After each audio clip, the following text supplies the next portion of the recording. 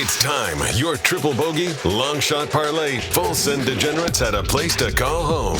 Look no further. It's the DGEN podcast. And now, here's your host, Wayno Wagyu.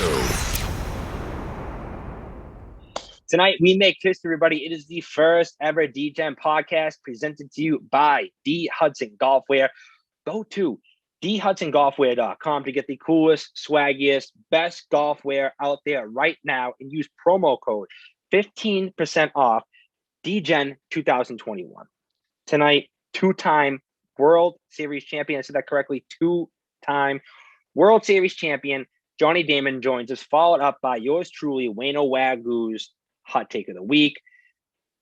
Hitchhiking. What do you guys think about it? I'm going to tell you what I think about it. A personal experience. It happened to me, a hitchhiking story, one that will have you laughing your ass off. But for right now, we're going to bring in our special guest, Johnny Damon. Johnny Damon, how are you, brother? How was Daytona, by the way?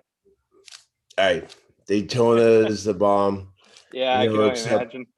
Except 20 years ago when... yeah. I can see you're repping the A-Game shirt. I know that's a new brand. Do you want to tell us a little bit more about it? Yeah, we started this back about 10 years ago. We've been in stores and we've had tons of people asking about it, and we are getting ready to bring it to life. And there's actually we had it out in stores before at the Stop and Shops and all that stuff. Unfortunately, there were a lot of other players involved, and I made sure that we have it going, and I'm so excited. The taste is so good, and that's what everybody's been talking about. The taste is so good, and that's why I wanted to make sure.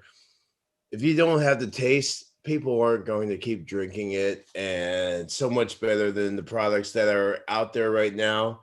I have a strawberry lemonade right now, and I'm excited to taste this one because the kids love it. So I've been drinking the grape, the citrus, the tropical, and yeah. What kind of flavor are you? Like, what's like your flavor palette? Do you like more citrus, more tropical? Yeah, I like citrus a lot more than anything because I grew up in Florida. We taste oranges all the time. This A-Game is the best drinking product out there right now. And wow, the strawberry lemonade is so good. Well, I promise you, when they finally make it up here to Boston, I'll be one of your customers 100%. I know that this weekend you mentioned you were in Daytona. Yeah. So you were down there for a race. Number 23, I believe. Jason White actually finished in the top 10, actually had the fastest lap as well, but he was repping the A-Game brand on the car, so that must have been pretty exciting for you. It was very exciting, but with him being my friend for the past 10 plus years, I'm more worried about his safety. I mean, NASCAR is a great sport, but I care about my friends, number one. And I was like, every turn he took, I'm like, it's been 6 years since he's raced, and I worry about him more than anything. And he did a fantastic job. He shows why he is a absolute champion. And he's been driving for CMR for a while, and it's a roofing company. And I mean, Jason White just knows what he's doing. He's best friends with Denny Hamlin, has been since they were kids, and he definitely brought his A-game, and I commend Jason White for sure. Yeah, absolutely. That's awesome, man. We'll switch gears, I guess, in terms of sports. I know it seems as though you're a big golfer. I am also a huge golfer. A lot of our audience are big golfers, hence the logo is being a golfer on the logo. So handicap. Are you a good Are you actually a good golfer, or it's just, I'm a hack? So yeah, I went out yesterday. I'm actually a 12 handicap. I went out yesterday and I shot really good. I'm getting to that zone where I'm actually trying, and I believe I can get better. And I want to have fun every time I play golf. And yesterday, uh, I shot just really good. A couple of putts I missed here and there. It's all good. I enjoy the game, and I'm ready to bring my A game every time. Yeah, no, absolutely. So obviously, you seem obviously you're a healthy guy, drinking the A game, and obviously being an athlete your whole life, you take care of yourself. When you're in the golf cart, I know I'm a drinker in the golf cart. I mean, some days it's the gin and tonic, some days it's the beer. Do you have a go-to? Is there something other than A game? Are you putting back any of the good stuff or? Well, definitely. I love my Miller Lights when I'm on the golf course, but obviously to start off, your vodka and your A game is Yeah. definitely a fun place to start. And I just love the game. I have a whiz pack golf bag where I've got my music and it's hard Yeah. rock, and we um, enjoy it. And golf should be fun. We're not being paid to play golf, so we might as well have as much fun as possible. 1000%. It's all about having a good time with the boys. I know actually you bring up, hydration in the army. So I'm a veteran. They actually had the motto hydrate or die. When you're in boot camp, they preach it to you, they pound water down your throat. Obviously Wikipedia is a great place for finding things out. And I actually had stumbled upon the fact you grew up in a military family. Your father, I was a staff sergeant. I'm not sure exactly what base it was that he was stationed out of, but how was that growing up? I guess as a military child, where was it something that was a big part of your life for a long time, or was it more or less something that was a younger age sort of thing? Yeah, well, the military is a huge part of my life, and whatever I can do to help out our U.S. Armed Forces, I am there for. I was born in a base in Fort Riley, Kansas, and that's the reason why I was a big Kansas City Royal fan. And yeah, it's been part of my life. A big reason why my family moved to Florida uh, 42 years ago.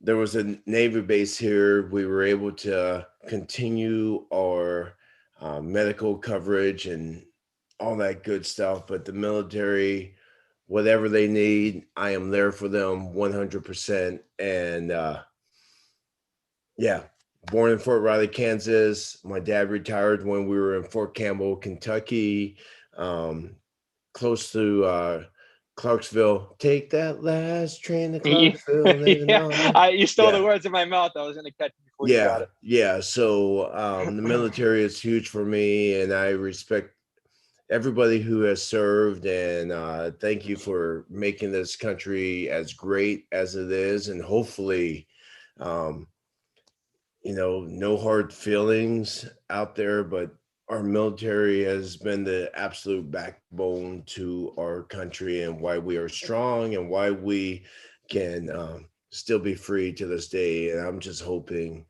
I mean, there's a lot of political stuff going on. Does not need to be that way.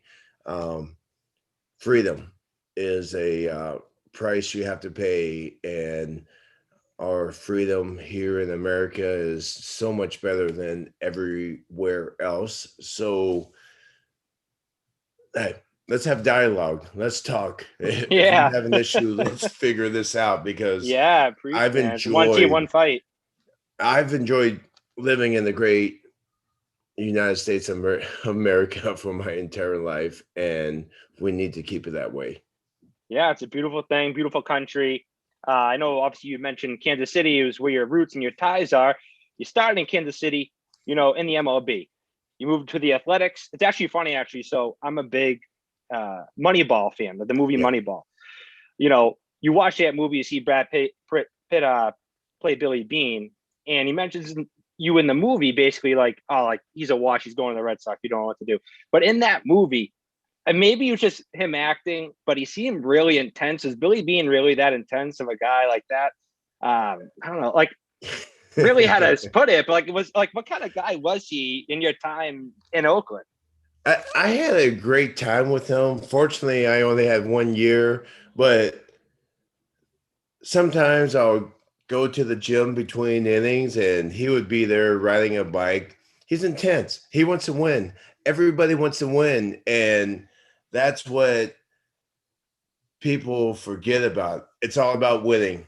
And that's what Billy Bean wanted. And I just wish I got paid a little bit from Moneyball because, I mean, the movie came out. They said Johnny Damon's not worth it. The Boston Red Sox said he is, and we won a championship. And so I'm trying to figure out, like, what was my part? I wanted to get paid just like everybody else, but Moneyball was a great movie. Everybody loved it.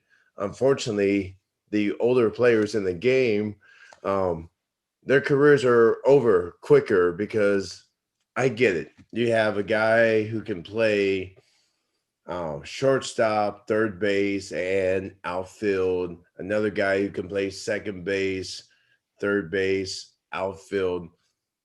It's easy to replace older guys, and I absolutely get it. And that's how the game has gotten. And that's why if you have a kid playing baseball nowadays, make sure he learns how to play every position because that's how the game's going.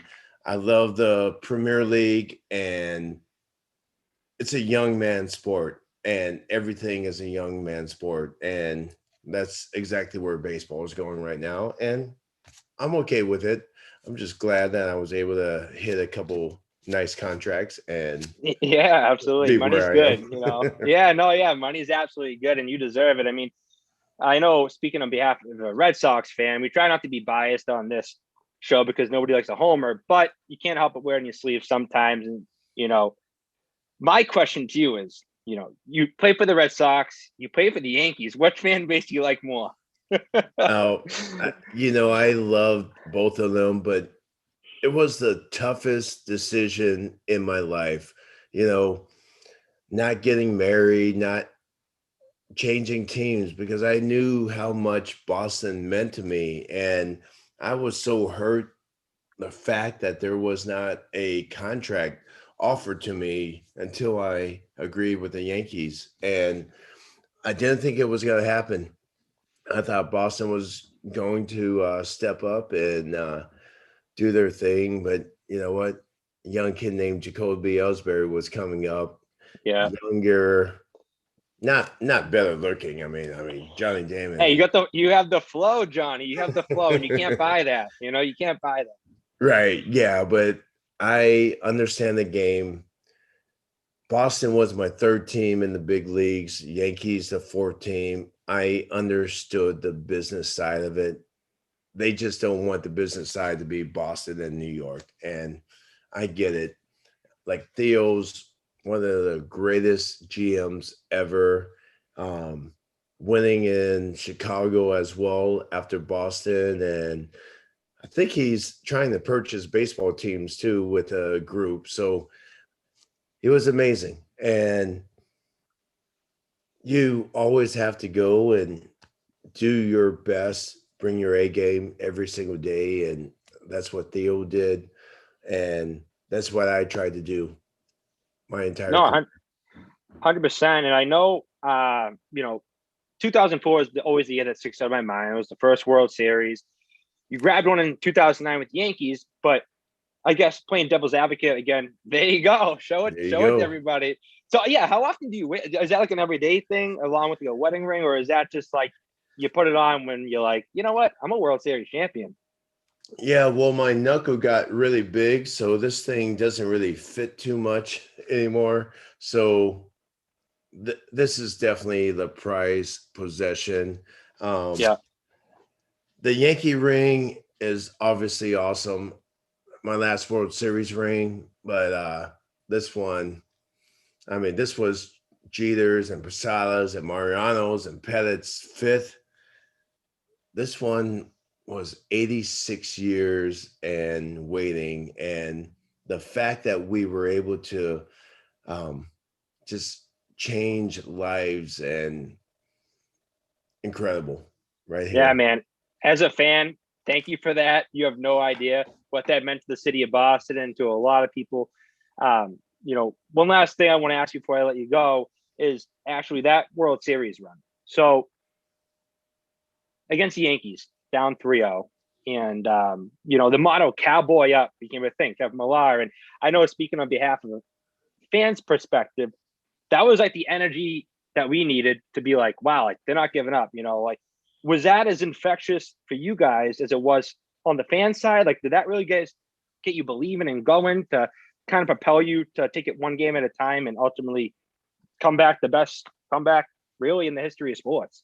Yeah, well, Kevin Millar was in charge of the idiots too. He goes, "We're a bunch of fucking idiots." Oh, sorry. No, you're more than welcome. And I'm like, okay, so I said it, and everyone's like, "Oh, we're idiots, but we're actually very smart baseball players." But you need to be able to make fun of yourself and play the game. It was very infectious. Like, Kevin Millar was such a huge part of the Boston Red Sox, and I didn't have to do everything because when I first got to Boston, these guys were having a tough time uh, lining up and playing every single day. I was like, man, taking care of grown-up men is very tough. And it's like, we're playing Major League Baseball. Let's go. Let's enjoy ourselves. And the fact that I was able to have Kevin Millar come along definitely helped me out because I didn't have to do everything anymore. And he was a huge part of the Red Sox winning and why they continue to win. When the Red Sox make the playoffs, what do? They win World Series. And 4 championships in the past 16 years. I mean, it's priceless. It's priceless. It's unbelievable.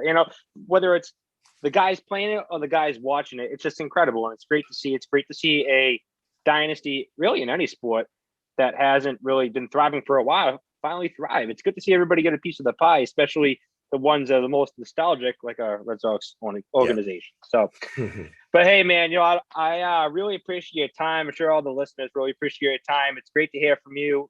You're welcome back whenever. And we wish you and the A Game brand and everybody else, the best of luck, best of health right now with the pandemic going on. And thanks again for all your time. Yeah, and I hear baseball spring training has started, so we weren't sure what was happening, but I mean, we got to let the fans back into the stadiums.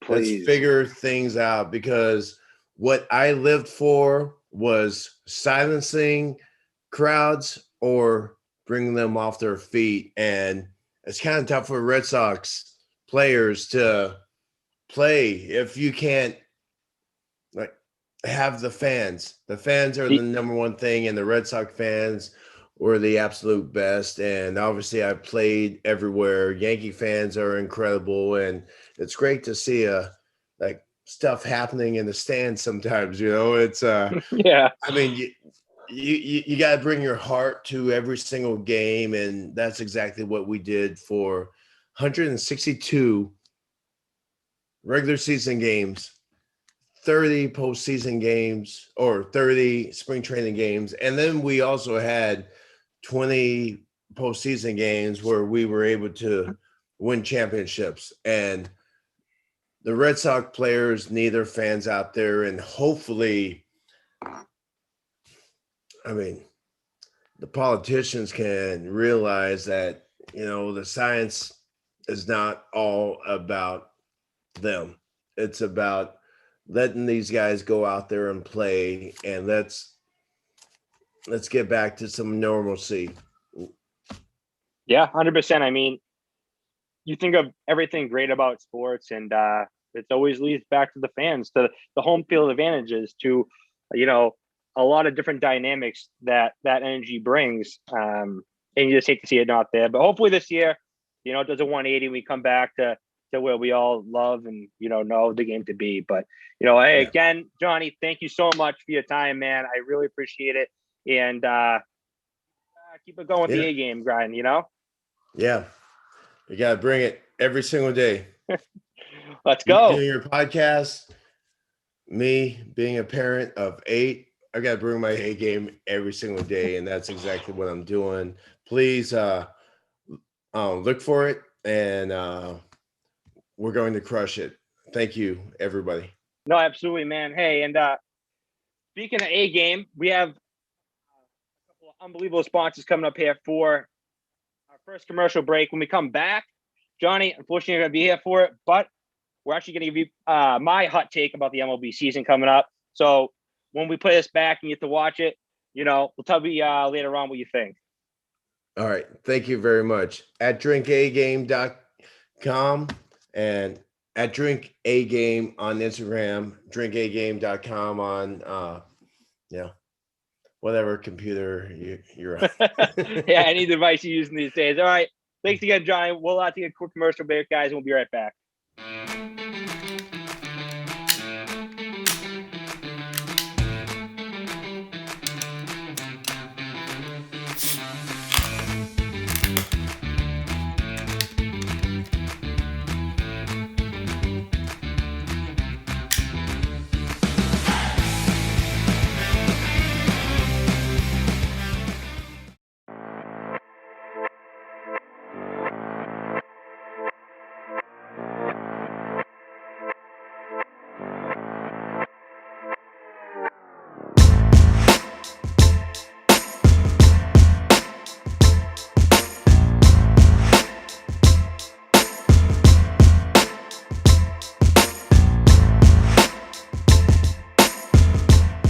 And we are back for the final topic of the evening, and I am fired up to share my unfortunate but funny hitchhiking story with all of you, and it starts a little something like this. So, I'm in Plymouth, and if you know what Plymouth is, it's where the nation was essentially founded. Christopher Columbus landed there, Plymouth Plantation, you might have heard of it. If you're from Boston, you definitely know it. So it's kind of like, it's right on the water. It is the water. And I'm in Plymouth on a cold, sleety, rainy kind of night. And I'm down there with my buddy, his girlfriend, and her girlfriend. And I get in an argument with the girlfriend. And obviously, being a drunk asshole, I have no ground to stand on. So they all were against me, and they do their thing and leave. So now I'm stuck in Plymouth because I got to ride with them by myself. Phone's dead. I'm in a t-shirt, which why would I wear a t-shirt? I don't know, because I'm an idiot, and that's just what I do. So I'm in a t-shirt like in the middle of a snowstorm, and I go to the Chinese place right next to the bar that we were at before they left. And they don't speak a lick of English there. God bless them. It's language barrier USA, and that's about that. So, like I said, phone's dead. I can't call an Uber. I can't call for help. And it's like 2 a.m. in the morning at this point, and everything's shutting down. So I say, you know what? I'm going to truck it. I got to walk. I can't stay here all night. I want to look like one of these guys, homeless, and this, you know what I mean? Like, can you have any spare change, sir? It wasn't ideal. So, mind you, I was already starting to feel the frostbite sitting in. I was a minute away from being Mr. Deeds with a Blackfoot and looking like his uncle on the top of the mountain, frozen to death. So, I start walking, and mind you, where I live, it's a 45-minute drive. So, you're talking, a day to get home. It's not close. So, I'm walking. I get, 10 minutes up the street. I'm getting close to the highway, which, mind you, yes, I was going to walk on the highway like an idiot in the middle of a snowstorm in a t-shirt. And these guys pull up in a big pickup truck, and, it wasn't, a weird, creepy old guy. It was a couple dudes my age at the time. So I was like, all right, you know what? I'm gonna go with my gut on this one. It's like Dumb and Dumb. I'm gonna go with my instincts on this one. Saddle up, partner. It was the most surreal thing. So I hop in the truck, and they say, where you going? Are you okay? And I'm like, yeah, I'm freezing fucking cold, but I'm okay. Where are you guys going? Oh, we're going to Carver. I'm like, well, that's nowhere where I'm going, but I'm gonna come with you because this fucking truck is warm. So hop in the truck, we start driving there, we get to Carver, in Carver's the sticks, there's not a street light in sight, so you're in East Bumfuck, and next thing you know, we pull up to this party in the woods at some dude's house, and it's fucking, it's a great party, let's just put it that way. It was a good, solid party. I get there now, it's 3 a.m. in the morning, still no t-shirt, phone's still dead, and you would think at some point it would click in my mind, hey, you should probably charge your phone, because realistically, you need that phone to get home.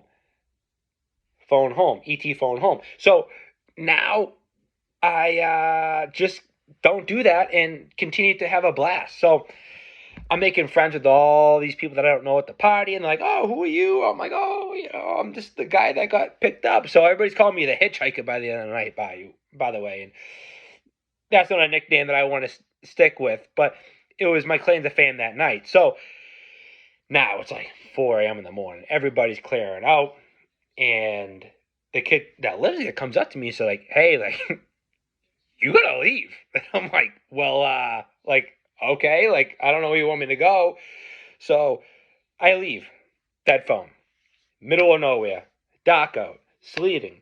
T-shirt. You name it. It's like the worst circumstance. I felt like I was on an episode of Survivor. Like, it's like, God forbid I could get a lifeline. So now I'm walking through the streets of Cava, and there's like no one around. But I mean no one. Like, no trace of human life anywhere. So finally, I've seen like a couple cars drive by. I'm trying to wave them down, and like no luck at all. Nobody's gonna stop and talk to some creepy dude on the side of the road waving at them in the middle of the morning. So finally, I say, you know what? I see a car coming. I see the headlights, and I'm like, this is it. Either this guy saves me right now, or I'm gonna be a casualty. One of these in the middle of the road. Next thing you know, whoop whoop. The blues come on. Officer steps out. I don't care how intimidating he was, what he was going to say, what he was going to do. I went from being a grown-ass man to about this small and played that fiddle like a motherfucker. So he said, "Excuse me, sir, what's going on? Like, put your hands up." Mind you, I was already waving. So I say immediately, "Officer, please help me. Like, I'm lost. Like, I have no phone and this and that, and I'm freezing and blah, blah, blah." So, of course, he says, like, "All right, get in the car." Brings me back to the station, and I'm talking to him. And he's like, "What happened?" And I was like, tell him a story, boy. And the whole time you could, like, talk about, like, one of the most disappointing, like, moments. And he's just looking at me with pure disgust. So finally, I call my father. And my father, if you know him, wakes up at 5 a.m. like religiously. He is like a wicked early bird. So I knew he was already going to be up. So I'm calling him on the police telephone. And, I call him. He says, "Hello." I said, "Dad, I'm at the Cava police station." He's like, oh God, what are you doing now?" Well, funny story. I had to hitchhike my way here because my phone's dead and I'm really drunk and I need you to come get me. So God bless him. Oh man, he makes his way to Carver at the ass crack in the morning and picks me up. And I think the thing that like made this circle all come around, like everything connect, was what happened at the end. My father has taught me a lot of good things in life. But one thing that he may not have taught me is what the police officer told him next, or asked him next. I climb in the passenger seat. My dad's in the car. He rolls down the window. The officer comes over, and he says to my father, "Well, sir, you may want to teach your son how to drink, because I don't think you ever taught him that." And that would hit anybody right here. It hit him hard. It hit me hard. And man, talk about embarrassing, but life goes on. So that's a degenerate, if I ever heard of one. And don't go hitchhiking. It's not smart. So with that being said, that's the end of our podcast for the night. Wicked fired up. First podcast in the books. Johnny Damon. Great conversation. That ring, unbelievable. So thank you to everybody that listened. We have more podcasts coming on the way. Continue to follow the Instagram page at DGEN Podcast. Look for more gear being offered, announcements, really anything and everything that's possible. Like, this thing's going to blow up. You guys are going to be a part of it, and I can't wait. So, the next guest will be released shortly. Not going to tell you yet. Spoiler alert. We don't want to do that. Keep you guys on your feet. So, stay tuned for the next guest. But in the meantime, DGEN Podcast, Wayno Wagyu, we out.